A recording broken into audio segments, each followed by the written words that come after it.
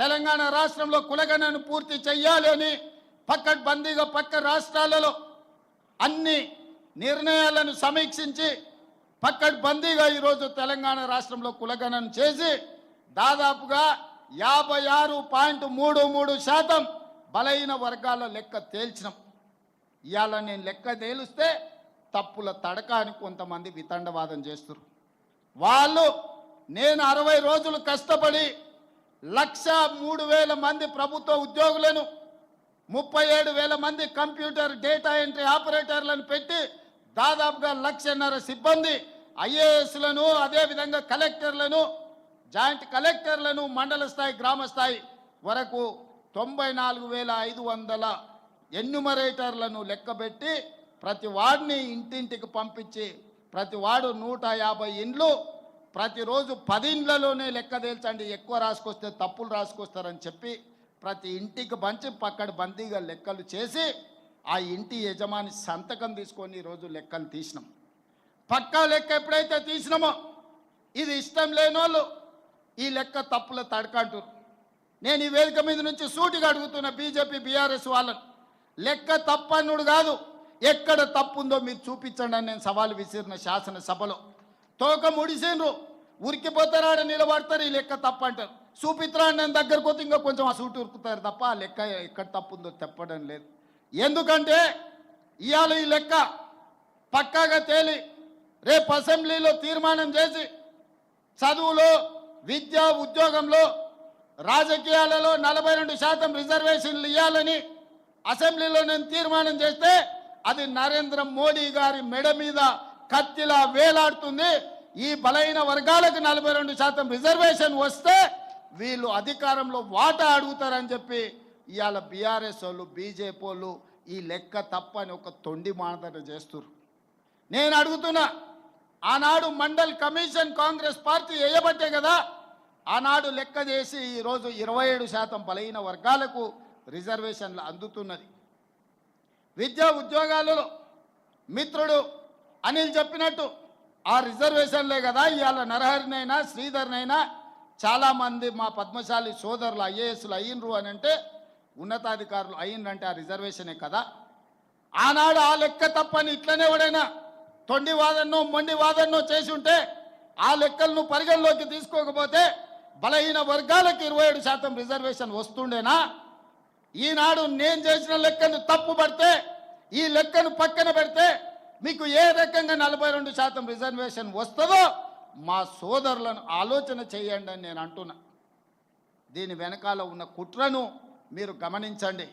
ఇవాళ నేను చేసిన లెక్క సరిగ్గా అని తేలి 42% రిజర్వేషన్లు పెంచి విద్య ఉద్యోగ ఉపాధి రాజకీయాలలో మీ చైతన్యం పెరిగి మీ అవకాశాలు వస్తే రేపు మన పరిపాలన మన నిర్ణయాలు మనమే తీసుకుంటే బలహీన వర్గాలకు హక్కు వస్తుంది. వాళ్ళ హక్కులను కాలరాయాలి, వాళ్ళ గొంతును నులిమేయాలని ఈరోజు కుట్ర జరుగుతుంది. సోదరులారా, మీరు ఆలోచన చేయండి. ఈరోజు ఈ లెక్క తప్పు చేస్తే నాకేమైనా లాభం వస్తుందా? చంద్రశేఖరరావు గారు సమగ్ర కుటుంబ సర్వేలో తేల్చిన లెక్క 51%. కానీ మీ సోదరుడు రేవంత్ అన్న చేసిన సామాజిక ఆర్థిక రాజకీయ విద్య ఉద్యోగ కులగణన సర్వేలో 56.33% లెక్క తేల్చి దాదాపుగా 6% పెంచి నేను లెక్క చూపించిన. చంద్రశేఖరరావు గారు ఉన్నత కులాలది 21% అని లెక్క తేలిస్తే నేను పెట్టిన లెక్కలలో 15.28% అని లెక్క తేలింది. ఈ రకంగా పక్కా లెక్క నేను తేలిస్తే ఈరోజు ఆ లెక్కను తప్పంటుండ్రు. ఒకవేళ ఈ లెక్కన పక్కన పెడితే మీకు 42% రిజర్వేషన్ ఎట్లొస్తుందో మీరు చెప్పండి అని నేను మిమ్మల్ని అడుగుతున్నా. మిమ్మల్ని సూచన చేయమని అడుగుతున్నా. వేదిక మీద ఉన్న పెద్దల్ని ఆలోచన చేయమని అడుగుతున్నా. చదువుకున్న వాళ్ళని విశ్లేషించమని నేను అడుగుతున్నా. ఇవాళ ఈ లెక్క తప్పని పక్కన పెడితే మీకు శాశ్వతంగా రిజర్వేషన్లు పెరగవు. ఇది ఒక కుట్ర. ఇవాళ తెలంగాణ రాష్ట్రం ఒక మోడల్గా దేశం మొత్తం మీద రాహుల్ గాంధీ గారు తీసుకొని ఈరోజు ప్రయాణం మొదలుపెట్టారు. మన బీహార్లో చెప్పిండు, నిన్న గుజరాత్లో చెప్పిండు, మేము తెలంగాణలో లెక్క తేల్చినట్టు దేశం మొత్తం మీద కులగణన చేస్తాం, బలహీన వర్గాల రిజర్వేషన్లు పెంచుతాం. 50% నిబంధన ఏదైతుందో నిబంధనను తొలగిస్తాం. చట్ట ప్రకారం సుప్రీంకోర్టు ఆమోదంతో బలహీన వర్గాలకు 42% రిజర్వేషన్ ఇస్తా అని రాహుల్ గాంధీ గారు చెప్తున్నారు. దానికి మొట్టమొదటి పునాది రాయి ఈరోజు తెలంగాణలో పడ్డది. దీని ఆదిలోనే, దీని పురిటిలోనే గొంతు నొక్కాలని కొంతమంది కుట్ర చేస్తుండ్రు. కుట్రదారులను తిప్పుకొట్టండి సోదరులారా. మీ శక్తిని, మీ యుక్తిని ప్రదర్శించండి. నాకు అండగా నిలబడండి. నేను చేసి చూపిస్తా. 42% రిజర్వేషన్లు సాధించి మీ అభ్యున్నతి కోసం పాటుపడతా. అదే కాదు, ఈరోజు పద్మశాలీలు ఇక్కడనే కాదు, మహారాష్ట్ర ఎన్నికలలో నన్ను ప్రచారానికి పిలిచిండ్రు. సోలాపూర్ పిలిచిండ్రు.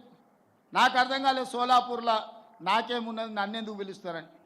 ఆడికి పోతే మా పద్మశాలి సోదరులు మార్కండే భవన్కు తీసుకెళ్ళిండ్రు. అక్కడ ఎవరు గెలవాలన్నా మా సోదరులే.